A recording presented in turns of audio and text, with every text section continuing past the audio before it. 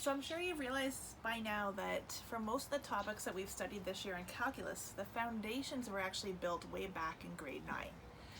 For example, the field of differential calculus actually is all about rates of change, which is one of the first things that we look at in grade 9. You may remember Slope Dude.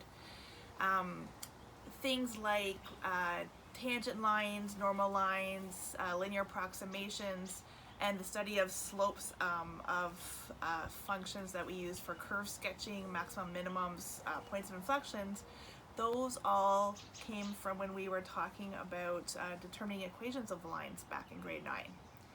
In grade 9, we also talked in our measurement unit about how to calculate area, and a couple weeks ago we looked at how to use integration to estimate area under curves. So lots of connections there.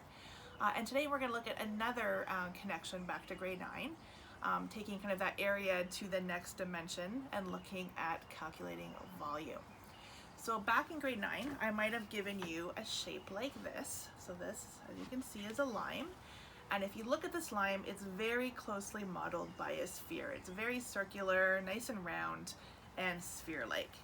So if I had have given you this lime in grade 9 and said, find the volume of this line, what you probably would have done is you probably would have taken your ruler, you would have measured the diameter or the radius of the lime, you would have pulled out your formula sheet here, looked for the sphere formula for volume, which is volume equals 4 over 3 pi r cubed, plugged in your values, and been able to get a pretty good estimate of what this volume of this sphere or the slime would be.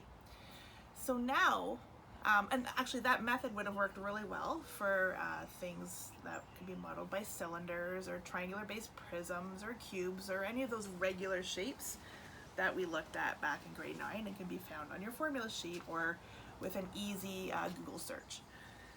Now that we're in grade 12, we want to take this one step further, and instead of being able to simply find the volume of this lime, I would like you to think about how you would find the volume of this lemon, okay?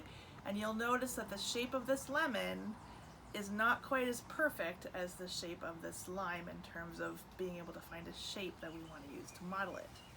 So using what you know about calculus and what you've different things that you've learned in the last 2 math courses you've taken, I want you to see if you can come up with a strategy that you could use to find the volume of a lemon. So I'm not interested, you don't have to actually find the volume of a lemon right now. I'm just interested in hearing some of your ideas about how we might do that. So what I'm going to do is I'm going to set up an area in the assignment section where hopefully today you can think about this, and over the next day or two plot or record some of your ideas either on paper, or you can do a short little video explaining your ideas, and just post it in the assignment section so that I can see some of the different things that you come up with. Okay, so how can you use calculus to calculate or any strategy that you can think of to calculate the volume of this lemon? Something to think about.